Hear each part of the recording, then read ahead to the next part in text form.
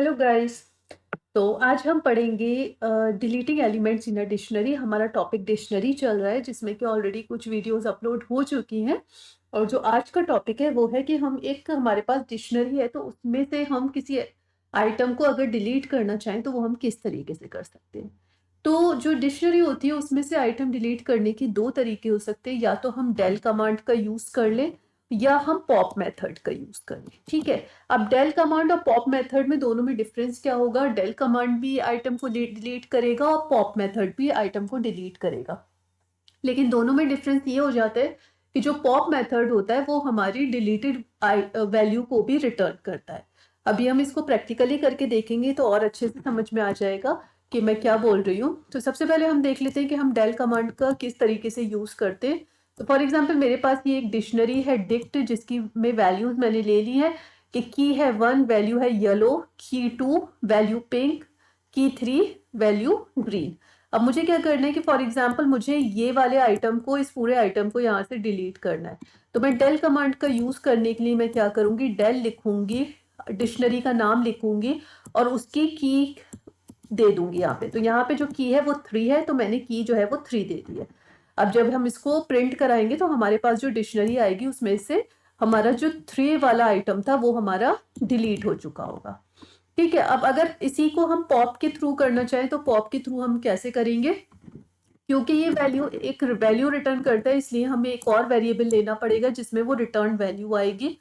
तो dict1 equal to dict.pop3 हमने इसको जो है वो पॉप करा दिया और उसके बाद हमने प्रिंट करा दिया इस डिक्शनरी को। ठीक है।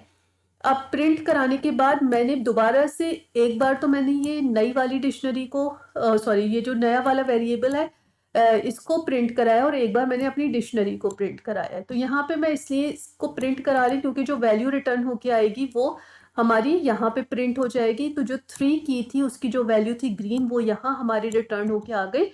और जब मैंने ये प्रिंट अपनी डिक्शनरी को प्रिंट कराया तो आप देखो कि इसमें अब वो ग्रीन वाली वैल्यू नहीं है। तो इसको प्रैक्टिकली एक बार करके देख लेते हैं कि फॉर एग्जाम्पल मेरे पास ये एक डिक्शनरी है जिसमें वैल्यूज हैं, की जो है 1 है, 1 2 3 है और वैल्यूज जो है बनाना एप्पल ग्रेप से। अब अगर फॉर एग्जाम्पल मैं इस एप्पल वाले आइटम को डिलीट करना चाहती हूँ तो मैं क्या लिखूंगी, डेल किसको डिलीट करना है, मुझे जो डिक्शनरी डी है उसकी जो की है 2 मुझे उसको डिलीट करना है और फिर मैं प्रिंट करा के देखूंगी कि मेरी डिक्शनरी में से वो डिलीट हुआ या नहीं हुआ। ठीक है। तो इसलिए मैंने डिक्शनरी को प्रिंट करा दिया। रन करते हैं और अपना आंसर देखते हैं।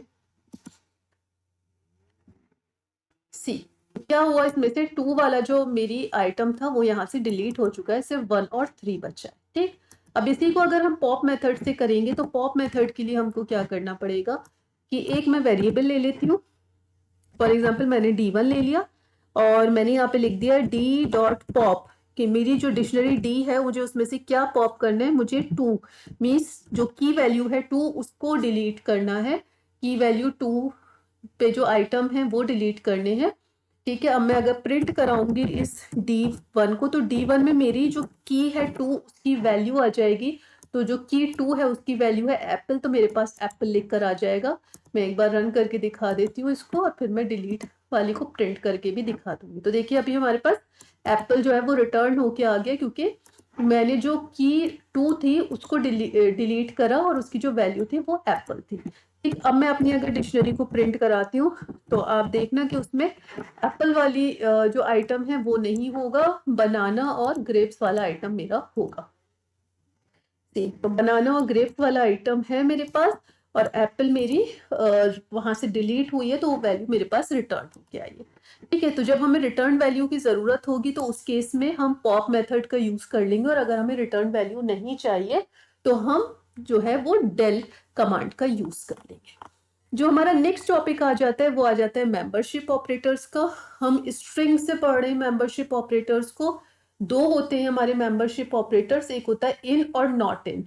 तो बिल्कुल सेम उसी तरीके से काम करेगा जैसे कि उसने डिक्शनरी में की, सॉरी, जैसे कि उसने स्ट्रिंग में किया, उसने लिस्ट में किया, उसने टपल में किया। यहाँ पे भी वो सेम वैसे ही काम करेगा कि फॉर एग्जाम्पल मेरे पास डिक्शनरी है डी और वैल्यूज है ये। अब अगर हम कहते हैं 2 इन डी तो मीन्स ये क्या कह रहे हैं हम कि जो 2 जो है की, क्या वो डिक्शनरी में है? तो यस, 2 जो है वो डिक्शनरी में है, इसलिए आंसर ट्रू आ जाएगा। अब हम कह रहे हैं 4 इन डी, तो यहाँ पे 4 तो कोई की है ही नहीं, तो वो कह देगा फॉल्स कि ये पर्टिकुलर की क्या डिक्शनरी में है। अगर है तो इन के केस में वो ट्रू रिटर्न करेगा और नहीं है तो फॉल्स करेगा। नॉट इन के केस में क्या हो जाएगा कि अगर डिक्शनरी में नहीं है तो ट्रू आएगा और डिक्शनरी में है तो फॉल्स आएगा। ठीक है, तो मेंबरशिप ऑपरेटर्स को हम बहुत बार पढ़ चुके हैं, हमने सारे ही डेटा टाइप्स में पढ़ा है। करके एक बार दिखा देते हैं, अच्छे से क्लियर हो जाएगा कि मेरे पास ये एक डिक्शनरी है और मैं इसमें फॉर एग्जांपल देती हूँ सबसे पहले कि 3 इन डी। ठीक है, मैं यहाँ पे इसे प्रिंट करा देती हूँ, प्रिंट 3 इन डी। अब आप देखो कि ये क्या रिटर्न करता है।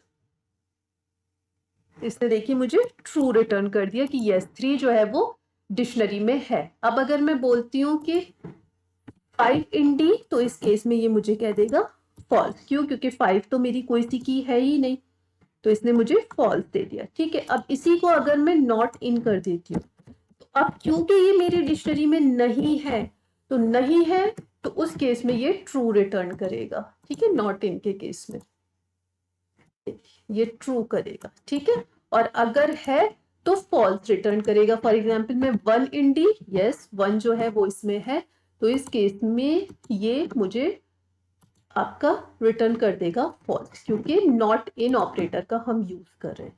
तो आज हमने ये 2 टॉपिक पढ़े कि किस तरीके से हम किसी आइटम को अपनी डिक्शनरी में से डिलीट कर सकते हैं और किस तरीके से हम मेंबरशिप ऑपरेटर्स का यूज कर सकते हैं। तो आई थिंक सो कि ये टॉपिक्स क्लियर हो गए होंगे, और अगर फिर भी कोई डाउट है तो प्लीज़ कमेंट सेक्शन में आप अपना मैसेज ड्रॉप कर सकते हो। If you like this video please press the like button and subscribe my channel.